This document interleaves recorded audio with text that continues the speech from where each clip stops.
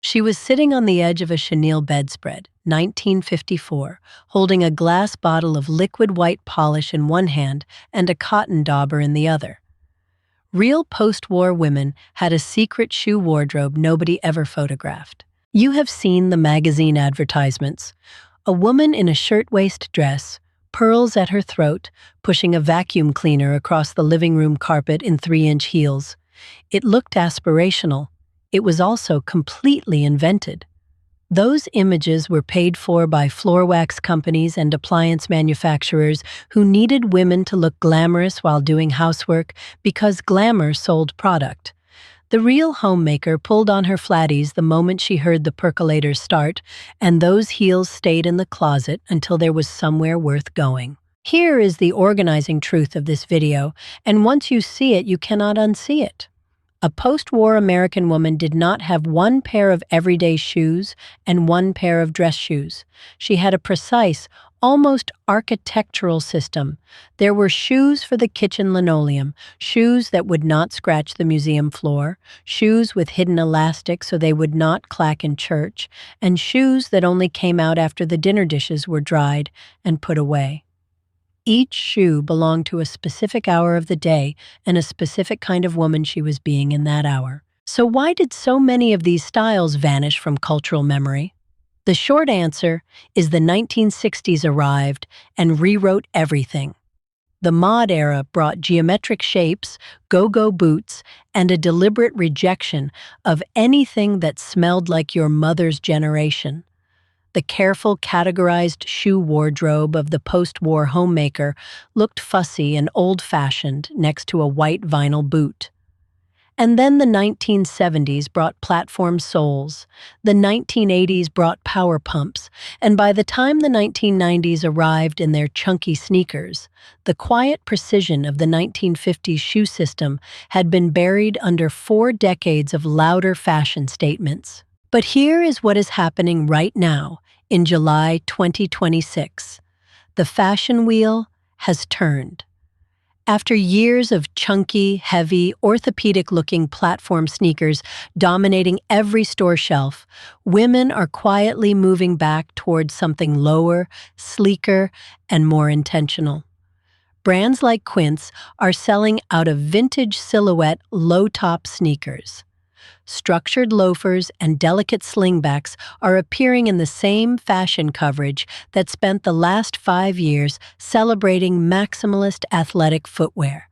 The pendulum has swung, and it has swung directly back toward the shapes your grandmother considered perfectly ordinary. We are going to move through 4 distinct categories today because that is exactly how a 1950s woman organized her own closet. First, the homemaker's reality, the shoes that lived on linoleum and garden paths. Second, the afternoon social and town shoes, the ones that came out when she left the house for something that mattered. Third, the after 5 and glamour shoes, the ones that only appeared after dark. And fourth, the seasonal, weather-specific, and subcultural styles, the shoes that lived at the edges of the wardrobe and told a different kind of story. 25 styles in total, and more than a few of them are already back. Category 1. The homemaker's reality. Before we name a single shoe, we need to understand what the kitchen floor was asking of the woman standing on it. Post-war American homes were floored in linoleum, a material that looked beautiful when it was waxed and buffed but showed every scuff, every heel mark, every drag of a sole. A woman who valued her floors, and most of them did with a ferocity that modern homeowners would find startling, chose her indoor shoes with the floor in mind first and her appearance second. The shoe was not just fashion, it was floor maintenance. Style number 1, the Flattie. If there is a single shoe that deserves to be called the true hero of the post-war housewife's wardrobe, it is this one. A soft, unlined leather flat with a rounded toe and almost no structure, the Flattie was the shoe she put on first thing in the morning and took off last at night. It had no heel to catch on a rug, No rigid sole to scuff the linoleum, and no stiff lining to cause blisters during a day that involved 10 hours of standing, walking, bending, and climbing stairs. It was the shoe that did everything while asking nothing in return. There is something worth pausing on here, a sensory detail that gets lost when we talk about shoes as fashion objects. Imagine crossing a cool linoleum floor in July in a soft leather flat with no heel and no rigid insole. The floor's temperature comes straight through the thin sole. Your foot spreads naturally with each step. There is no click, no clack, no announcement of your arrival in the room. You move through your own house quietly, efficiently, without the performance of heels. Women who wore Flatties all morning described a kind of physical ease that made the rest of the day feel manageable. The shoe was not glamorous. That was precisely the point. Style number 2, Keds champion low tops. Here is a misconception worth dismantling. The canvas sneaker was not a casual, everyday shoe in 1950s America. It had a specific and somewhat narrow job. A post-war homemaker kept her Keds for the garden and for heavy outdoor chores, pulling weeds, hauling laundry to the clothesline, scrubbing the back steps. They were work shoes in the most literal sense, and they were treated accordingly. They got dirty, they got bleached, and they were never, under any circumstances, worn to the grocery store or to a neighbor's house for coffee. That distinction mattered enormously, which makes it genuinely interesting that in July 2026, the low-profile canvas sneaker is one of the fastest-moving silhouettes in American women's footwear. People magazine reported this month that brands like Quince are selling out of vintage silhouette low-top canvas shoes as women actively move away from the thick, heavy platform sneaker that dominated the early 2020s. The shape they are reaching for, slim, flat, canvas, minimal, is almost exactly the shape a 1950s homemaker laced up before she went out to deadhead her roses. The wheel turns. It always turns. Style number 3, penny loafers. The penny loafer arrived in American women's wardrobes through a side door.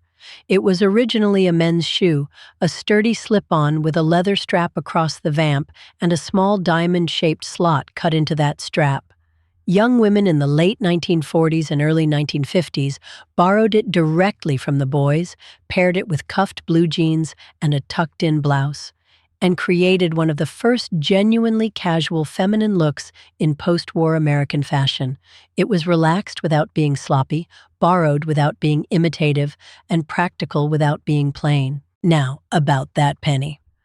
The slot in the loafer's saddle strap was just wide enough to hold a 1950s Lincoln penny, and plenty of women and girls actually put one there. But it was not purely decorative. Among teenagers especially, the penny carried a small but readable social signal. A shiny new penny meant you were doing well, keeping up appearances, paying attention to the details. A worn or absent penny meant something looser, more casual, less concerned with what the neighbors thought. On a street where women read each other's appearance the way we read a text message today, even the condition of a coin in a shoe slot communicated something. Style number 4, moccasins. The soft-soled moccasin occupied a very specific and almost sacred role in the 1950s home. It was the indoor house shoe, the thing a woman changed into the moment she came back through the front door. Often made from soft deerskin or suede, sometimes with beadwork across the toe, it protected both the floor and the foot.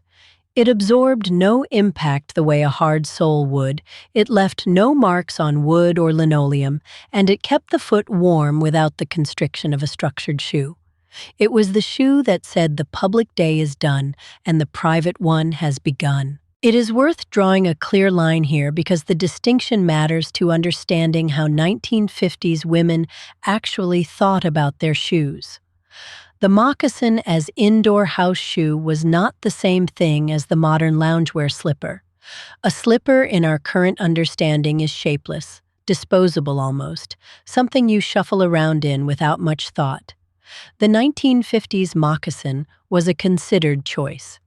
It had a defined sole, it was made of real leather or quality suede, it was kept clean and presentable, and in some households, a woman would slip them on when a neighbor came to the door rather than answer barefoot. It was still a shoe. It just happened to live inside. Style number 5. The skimmer. At first glance, a skimmer looks like a ballet flat, but there is one small and very deliberate difference. The vamp, which is the part of the shoe that covers the top of the foot, is cut slightly higher on a skimmer than on a true flat. That extra half-inch of leather across the top of the foot changed everything about how the shoe behaved during a day that involved chasing a 2-year-old around a kitchen, lifting a toddler onto a hip, and bending to pick things up off the floor approximately 40 times before noon. The shoe stayed on the foot. It did not gap, it did not slip, it did not come half off when she stepped quickly. The higher vamp sounds like a minor, technical detail, and in a showroom it is. But on a Tuesday morning with a pot on the stove and a child pulling at her skirt, it was the difference between a shoe that worked and one that became a hazard. The skimmer also had a slightly more polished look than a basic flat because the extra leather coverage gave the foot a cleaner, more enclosed silhouette.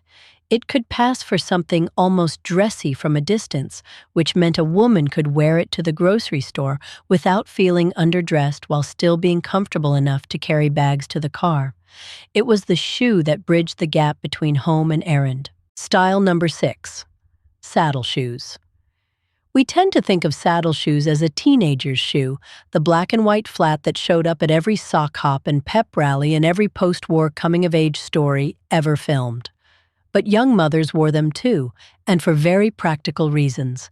The saddle shoe had a sturdy rubber sole that gripped linoleum and sidewalk equally well, a low, flat heel that was kind to feet during long errand days, and a structure that held the foot firmly without requiring lacing every time. For a woman running to the market and back, it was efficient, durable, and presentable enough not to cause comment. The white polish ritual that went with saddle shoes deserves its own moment. The white sections of the shoe, the toe and heel panels, had to be kept bright. Women and teenage girls used a small glass bottle of liquid white shoe polish with a foam or cotton dauber applicator, painting carefully over any scuffs and letting it dry before going out. Getting the white polish onto the black leather saddle section was a small disaster, and removing it required a separate cloth and quick action. What is quietly fascinating is that deliberately dirty saddle shoes were a recognized teen rebellion signal. If you left the white sections gray and scuffed, you were communicating something. Every other girl on the block understood exactly what. There is something that strikes me every time I go deep into how 1950s women organized their daily lives. They never wrote it down, but every woman knew. Nobody published a pamphlet explaining that the moccasin was for indoors, and the skimmer was for errands, and the saddle shoe was for mornings, and the kitten heel was for afternoons.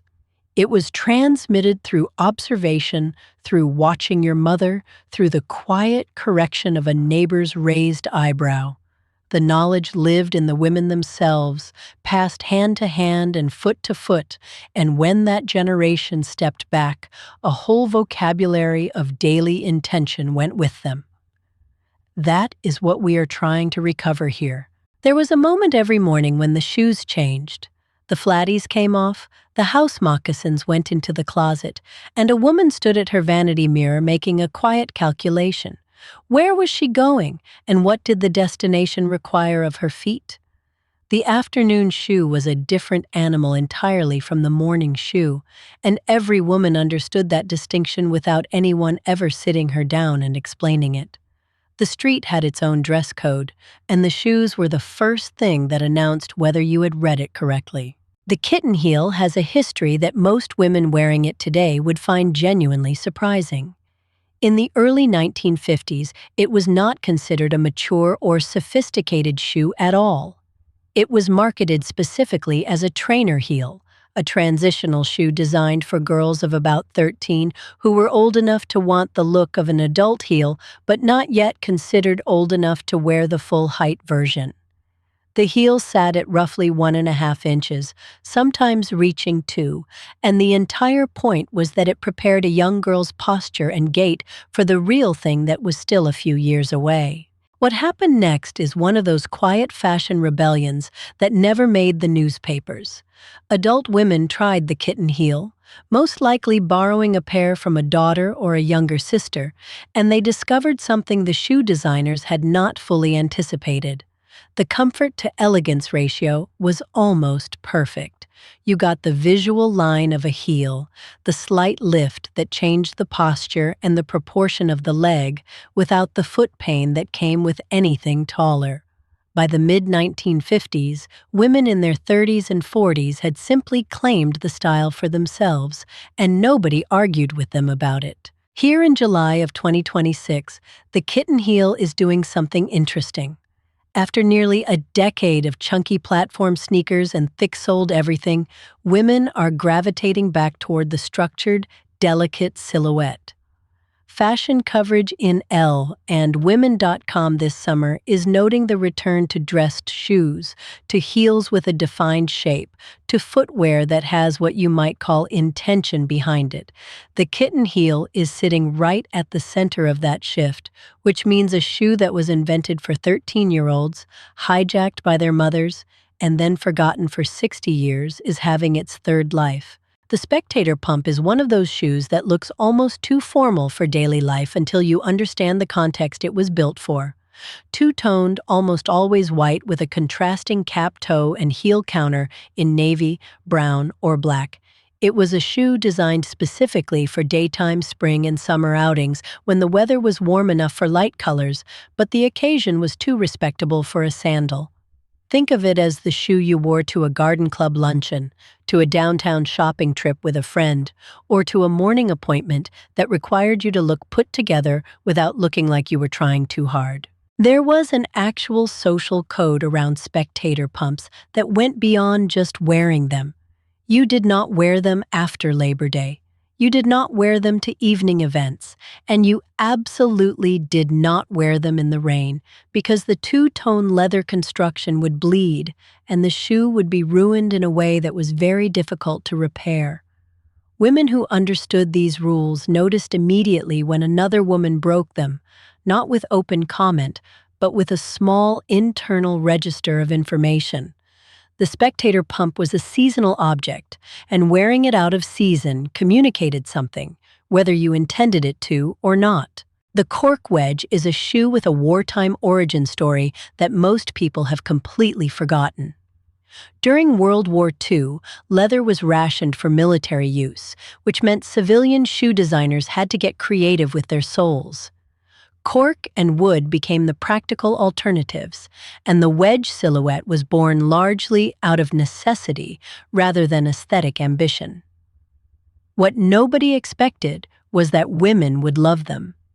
The wedge distributed weight evenly across the foot in a way that a stiletto or even a standard pump never could, and the cork construction made them lighter than they looked. By the time the war ended and leather was freely available again, the cork wedge could have simply disappeared. Designers could have gone back to traditional soles, and women could have forgotten the whole wartime workaround. But they did not, because the comfort argument was too strong.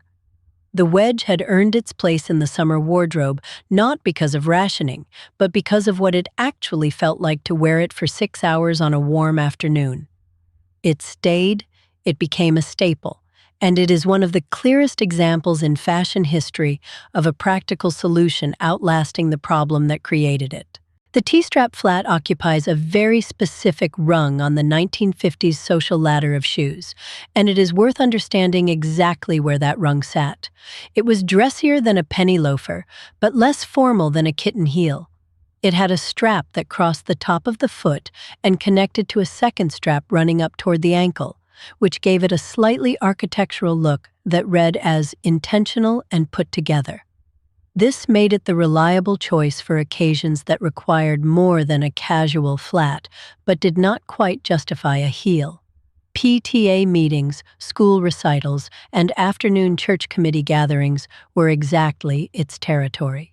There was an unspoken hierarchy among flat shoes in 1950s social settings that women navigated by instinct rather than instruction. The moccasin was for home only. The Keds were for the garden. The penny loafer was for casual errands. The skimmer was for slightly more public casual. And the T-strap sat at the top of the flat hierarchy, the one you reached for when you needed to look like you had made an effort without committing to a heel. Understanding this order was considered part of basic social competence, and a woman who mixed the levels, who wore her garden Keds to a PTA meeting, for instance, was noticed. The Dorsey pump is one of those shoe designs that requires a moment of explanation because the defining feature sounds almost too subtle to matter until you see it. The sides of the shoe are cut away entirely, leaving only the toe box and the heel counter connected by a thin sole, and the result is that the arch of the foot is completely exposed. In the 1950s, this was considered an extremely flattering silhouette because it elongated the visual line of the foot and gave even a low-heeled shoe a slightly dramatic quality. It was acceptable for daytime wear, which in that era was not a given for a shoe with this much exposed foot. The cultural logic behind why showing the arch of the foot was considered elegant rather than immodest in post-war American culture is genuinely interesting. The arch was not considered a charged or intimate part of the body the way an ankle had been in the Victorian era. By the 1950s, ankles were routine. What the arch offered was a different kind of visual interest, a structural curve, almost architectural, that communicated femininity through line and proportion rather than through exposure. The Dorsey pump played to that sensibility perfectly, and it remained a respectable choice for afternoon wear throughout the decade. The heeled Oxford is the shoe that tends to get overlooked in any conversation about 1950s women's fashion because it is neither glamorous nor particularly photogenic. It is a lace-up shoe with a stacked leather heel, usually sitting between 1 and 2 inches, and it was the working woman's shoe. Nurses wore it on 12-hour shifts. School teachers wore it through 6 periods and a lunch duty. Women in office work wore it to the filing cabinet and back. It was built for endurance rather than impression, and the women who wore it understood that the shoe was doing a job just as surely as they were. There was a quiet dignity to the heeled Oxford that women who wore it understood instinctively. It was not trying to be anything other than what it was. The lace-up construction meant the shoe stayed exactly where you put it, no slipping, no adjusting, no moment of distraction when a strap came loose. The stacked heel gave enough lift to read as professional without tipping into the territory of the glamour shoe, which would have been inappropriate for a nurse's ward or a classroom. It communicated seriousness. It said that the woman wearing it was there to work, and that her feet were not going to be the reason she stopped. Moving from the afternoon shoe into the after-5 world requires a small mental adjustment because the rules changed completely once the dinner dishes were done. The afternoon shoe was about navigating public life with competence and appropriate elegance. The evening shoe was about something else entirely. It was about the hour after the domestic work was finished, the moment when a woman set down the role of homemaker and picked up a different one. The shoes that existed for those hours were not practical in any sense of the word, and that was precisely the point. They were not built for linoleum. They were built for a different kind of floor. The after-5 shoe category is where 1950s footwear becomes almost theatrical.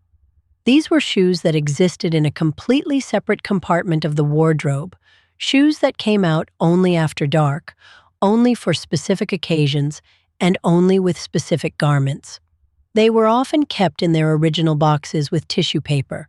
Some women owned pairs they had worn only 3 or 4 times, but kept for years because the occasion they were built for was not an everyday one. The after-5 shoe was an investment in a version of yourself that did not come out on an ordinary Tuesday, and every woman who owned a pair understood that. The stiletto as we know it did not exist before 1953, and that is not a figure of speech. It is a structural fact. Before 1953, heels were solid and wide enough at the base to support a woman's weight without any internal reinforcement. The needle-thin heel that defines the stiletto requires a steel rod running through the interior of the heel, an extruded metal shank that carries the load the slender outer material cannot bear on its own. Roger Vivier, working for Christian Dior, and Salvatore Ferragamo are both credited with arriving at this engineering solution in 1953, and the heel that resulted changed the visual language of women's shoes permanently. The engineering breakthrough deserves a moment of genuine appreciation because it was not obvious. The problem was this: a woman's body weight concentrated down through a heel that was perhaps 3/8 of an inch in diameter would snap any material available at the time, leather, wood, or rubber, within a few wearings. The steel rod solved this by acting as an internal skeleton, carrying the compressive load through the center of the heel while the outer material was free to be as slender and dramatic as the designer wanted. Without that steel shank, the stiletto is physically impossible, and the entire visual vocabulary of post-war glamour footwear does not exist. The stiletto's reception was not universally celebratory, and this is the part of the story that tends to get left out of the glamour narrative. Almost immediately after stilettos became fashionable, institutions began banning them. Museums issued notices. Corporate office buildings posted signs. Historic homes and landmark properties refused entry to women wearing them. The reason was not modesty or propriety. It was structural damage. The metal tip of a stiletto heel concentrated a woman's body weight into an area so small that it punched through hardwood floors, dented linoleum, and left permanent marks in any surface softer than concrete. The pressure per square inch comparison to an elephant's foot is one of those facts that sounds like an exaggeration until you work through the physics. An elephant distributes its enormous weight across a very large foot surface, which actually results in a relatively modest pressure per square inch on the ground beneath it. A woman in stilettos, by contrast, sends her full body weight down through a heel tip measuring less than half a square inch. The numbers come out in the elephant's favor by a significant margin. This comparison circulated in architecture and flooring trade publications in the late 1950s as buildings scrambled to understand why their floors were being destroyed. In 1956, a shoe designer named Beth Levine solved a problem that had plagued backless shoes since they first appeared in American stores. Backless mules were elegant, yes, but they clacked against the heel with every step, announcing themselves to every room. Levine's answer was a patented strip of elastic stretched across the insole, right at the arch. She called it the spring-o-lator. When a woman walked, the elastic gripped the sole of her foot and held the shoe firmly in place without a strap, without a buckle, without a single visible fastening. The mechanics of the spring-o-lator were deceptively simple. That elastic band across the insole forced the wearer to actively flex her foot with every step, pressing down against the tension to keep the shoe attached to her heel. What this created, quite unintentionally, was a particular kind of walk. The foot arched slightly with each stride, giving the gait a subtle, deliberate quality that women noticed even if they could not name the reason. Shoe editors at the time described it as making the walk look considered. The engineering was invisible. The effect was not. The spring-o-lator disappeared almost completely after the 1960s brought ankle straps, platforms, and then the great casual revolution that made backless shoes feel like a relic of a more formal time. Today, there is no true equivalent on the market. Modern mules rely on a stiff insole or a slight heel cup to stay on, and most of them still clack. Levine's elastic solution was elegant, functional, and completely forgotten. It vanished, but it worked.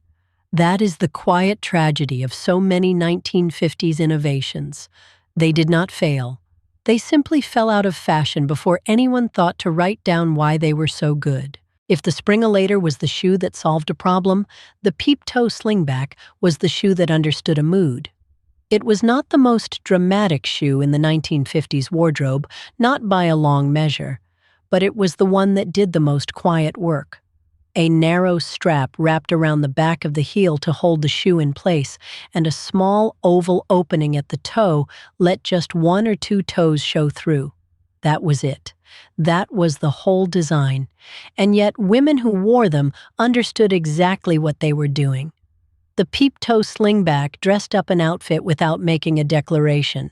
There was a real distinction in post-war American social life between a shoe that showed the whole foot and a shoe that offered a glimpse of it. A full, open sandal, even a beautiful one, read as casual in evening settings. It was a beach shoe, a vacation shoe, something you wore to a backyard barbecue. The peep-toe slingback occupied a different register entirely. It acknowledged that the foot was there without putting it on display. Women at bridge clubs and dinner parties understood this difference without anyone explaining it. The slingback was the shoe that said you had made an effort, but not a spectacle of yourself. Hollywood invented a great many things that trickled down into everyday American life, and the lucite heel was one of them. By the early 1950s, clear plastic heels were appearing on shoes sold in department stores from coast to coast, carrying the nickname Cinderella heels because the material looked like glass. The idea was that a transparent heel made the foot appear to float, as if the shoe were barely there.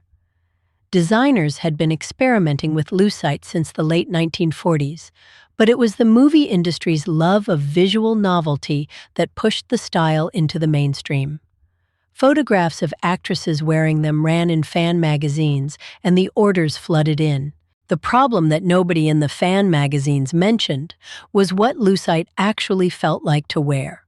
Plastic does not breathe, it does not flex the way leather does, and it does not release heat. A woman who slipped on a pair of Cinderella heels for a dinner party felt elegant for the first 45 minutes. After that, the inside of the shoe became warm, then damp, then genuinely uncomfortable in a way that was difficult to ignore gracefully. Women who owned them tended to wear them for arrivals and photographs, then find a quiet moment to swap into something else. The shoe looked like magic. The experience was considerably more ordinary. The ankle strap sandal occupied the most restricted category in the entire 1950s shoe wardrobe. It was not a shoe for errands, for afternoon visits, for anything involving daylight and public streets. It existed for one purpose: to be worn with an evening gown after the sun had gone down. The straps were typically very thin, sometimes no wider than a quarter-inch, made of satin or dyed leather in colors matched precisely to the dress. The construction was delicate, almost to the point of fragility. These were not shoes built for walking long distances. They were built for crossing a room beautifully and then sitting down. The social rule around ankle-strap sandals and daytime wear was one of those unspoken codes that operated entirely through observation.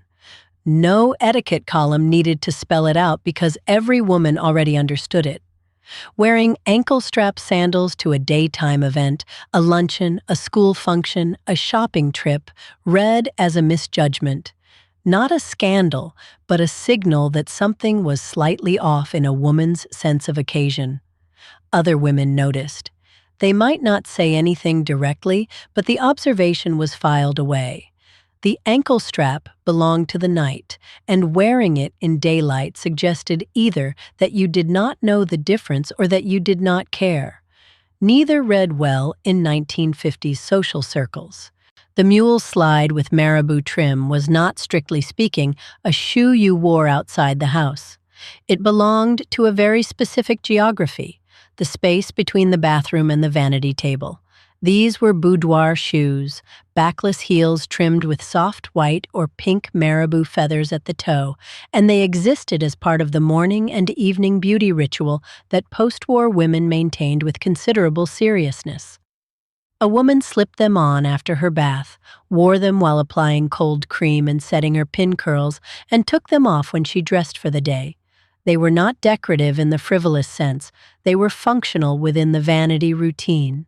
The marabou mule connected the shoe wardrobe to something larger in the post-war homemaker's daily life. The vanity routine of the 1950s was not vanity in the dismissive sense that word sometimes carries today. It was a structured, private ritual that belonged entirely to the woman herself, conducted before the household demands of the day began. The cold cream came off, the pin curls came out, the housecoat was exchanged for a house dress, and the marabou mules were set aside for the day. The shoes marked the boundary between private self and public role. They were small, feathered, and completely serious in their purpose. The attic remembers, even when we forget. The shoes we have covered so far all lived inside a particular social geography: the home, the neighborhood, the town. They were shoes for linoleum and hardwood and the sidewalks between the grocery store and the car. But the 1950s shoe wardrobe did not stop at the front door of the suburb. There was an entire other category of footwear that only came out when the calendar turned warm, when the family loaded into the station wagon and pointed towards somewhere else entirely. These were the seasonal shoes, the weather shoes, and the shoes worn by the young women who were quietly, deliberately stepping outside the household order their mothers had built. The fourth category of the 1950s shoe wardrobe is the one that gets the least attention in the glossy retrospectives, and that is precisely why it deserves the most careful look. These are the shoes that lived at the edges, the summer sandals that arrived with vacation season and disappeared with it, the practical overshoes that a woman carried folded in her purse, and the pointed-toe boots that a teenager laced up in deliberate defiance of everything her mother's shoe rack represented. Each of these styles tells a different story about who American women were in the 1950s, and none of those stories fit neatly into either the sitcom version or the cautionary tale. Huaraches arrived in American summer wardrobes through the Southwest, carried home by tourists who had crossed into Mexico and discovered that the woven leather sandals sold in market stalls were both beautiful and genuinely comfortable in dry heat. By the early 1950s, they were appearing in resort wear catalogs and department store summer displays from Arizona to Florida. The construction was unlike anything made domestically: thin strips of leather woven in an open lattice across the foot, with a flat leather sole and a simple strap around the heel. They were light, they breathed, and they cost a fraction of what a comparable American sandal would have run. The cultural dimension of the huarache's popularity in 1950s America is worth pausing on. American women of the post-war era were embracing a craft tradition rooted in indigenous Mexican artisanship, often without knowing or thinking much about that origin. The sandals were marketed simply as resort wear, as vacationese, as something appropriately relaxed for the pool or the boardwalk. But the woven leather construction that made them so appealing was the product of a specific regional skill that had been practiced for generations before any American tourist ever set foot in a Mexican market. The shoe carried a history that the resort catalogs never mentioned. Espadrilles came from a different direction entirely. They were a European import, associated in American minds with the French Riviera and the kind of effortless coastal ease that post-war Americans were beginning to romanticize in films and travel magazines. The construction was simple: a canvas upper in white or a solid color, stitched to a sole made of braided jute rope, some versions tied at the ankle with long canvas ribbons. They were cheap, they were cheerful, and they felt like summer itself when you slipped them on. Women who wore them to the beach or the seaside cottage were making a small, deliberate statement about the kind of summer they intended to have. Espadrilles faded from mainstream American fashion in the 1960s when the casual shoe market exploded with options, and the specific European vacation romance they represented was replaced by new aspirational images.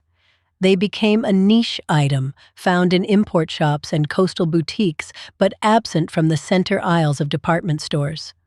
What is happening now, in the summer of 2026, is that the espadrille is circling back, carried by the same gravitational pull that is returning kitten heels and canvas sneakers to the front of the shoe department. The silhouette is light, the sole is natural, and after years of thick rubber and foam platforms, that simplicity reads as genuinely appealing again. The thong sandal has one of the more unusual origin stories in American footwear history, and almost nobody tells it correctly. The simple rubber or leather Y-strap sandal that Americans began wearing in the early 1950s was not a domestic invention. It arrived in American culture through the Pacific theater of World War II, carried home by servicemen who had encountered Japanese Zori sandals during their time in the Pacific. Soldiers brought pairs home as souvenirs. Their wives and sisters tried them, and within a few years American manufacturers were producing their own versions. The flip-flop, that most ordinary of summer shoes, crossed the Pacific in a duffel bag. The transition the thong sandal made from soldier souvenir to mainstream American summer staple happened with remarkable speed. By the mid-1950s, they were being sold in dime stores and beach shops up and down both coasts. Children wore them to the public pool. Teenagers wore them to drive-in movies. Mothers wore them in the backyard. They cost almost nothing.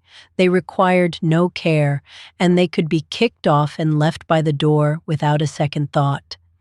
In a decade when most shoes required polish, storage, and careful handling, the thong sandal's complete indifference to maintenance was a genuinely radical quality. It was the first truly disposable shoe in American life. Reindeers were the shoe accessory that nobody photographs and everybody forgets, which is a shame because they tell you more about how 1950s women actually lived than almost any other item in the wardrobe. A reindeer was a clear plastic bootie, folded flat and small enough to tuck into a handbag. When rain appeared unexpectedly, a woman slipped them over her heels, protecting the leather and the finish from puddles and wet pavement. They were not elegant. They were not meant to be seen as elegant. They were a practical solution to the specific problem of maintaining a dressed appearance in unpredictable weather, and they worked exactly as intended. The quiet vanity of reindeers is something that gets lost when people describe them as purely practical. Yes, they protected a good pair of heels from a sudden spring downpour, but the real point was that a woman could step out of a taxi, peel the clear plastic booties off her shoes in about 4 seconds, tuck them back into her purse, and walk into a dinner party looking exactly as composed as when she left the house. The shoe underneath was untouched. The illusion was unbroken. That was the whole idea. Now we step outside the household order entirely, because not every young woman in the 1950s was reaching for a kitten heel or a spectator pump. There was a whole other conversation happening in the footwear of teenagers and young women who were quietly, deliberately pushing back against the world their mothers had built. The shoes they chose were not accidental. They were a language. And like most languages spoken by the young, the older generation understood just enough of it to be alarmed. Winkle pickers take their name from a small tool used in England to extract periwinkle snails from their shells. The tool was a thin metal pin, and the shoe's toe was shaped to match it, coming to an almost comically sharp point at the front. The style crossed the Atlantic from English youth culture in the late 1950s, and American teenagers who found them immediately understood what they were holding. These were not shoes for the PTA meeting. The toe alone announced that the wearer had opinions about the world her mother was so carefully arranging. What winkle pickers communicated depended entirely on who was reading them. To a 1950s American mother, those pointed toes signaled trouble, foreign influence, rock and roll associations, and a daughter who was spending too much time at the record shop and not enough time thinking about her future. To other teenagers, especially the ones who already knew the difference between Bill Haley and Chuck Berry, those shoes were a handshake. They said you were paying attention to something larger than your own front porch, and that you were not afraid to let your feet say so out loud. Chukka boots and desert boots were a different kind of signal altogether. They were suede, crepe-soled ankle boots that arrived in American coffee houses and college towns in the mid to late 1950s, worn by young men and women who were reading Kerouac and listening to folk music and referring to themselves as beatniks with complete sincerity. The crepe sole was thick enough to be comfortable on city pavement, but soft enough to be quiet, which suited the crowd wearing them. These were not people who wanted to make noise when they walked. Their noise came from other places. The Beatnik shoe was a quieter rebellion than rock and roll, and that was precisely the point. Where a creeper or a winkle picker announced itself the moment you walked into a room, the desert boot was almost understated. It rejected the spectator pump and the kitten heel, not through volume but through indifference. The woman wearing suede crepe-soled boots was not trying to shock her mother. She was simply declining to participate in the ritual of the afternoon social shoe, and that refusal, delivered so calmly, was in some ways more unsettling than anything a pointed toe could manage. And then there were creepers. If the desert boot was a whisper, creepers were a shout. Thick crepe soles, sometimes an inch and a half high, built up into a platform that was unmistakably not the sleek silhouette of mainstream 1950s footwear. Creepers were worn by the young men and women who were fully inside the rock and roll world, the ones at the front of the crowd when Elvis came on the radio, the ones who understood that this music was not going to be a passing trend. The shoe matched the energy. Heavy, deliberate, impossible to ignore, and absolutely not designed for linoleum. What is striking in July 2026 is that creepers, along with the low-profile canvas sneakers and structured loafers we have been watching sell out all summer, point to the same underlying shift. After years of chunky, heavy, orthopedic-looking platform sneakers dominating the market, buyers are moving back toward shoes with a clear silhouette and a reason for their shape. The vintage-inspired footwear that is moving fastest right now is not a costume. It is a correction.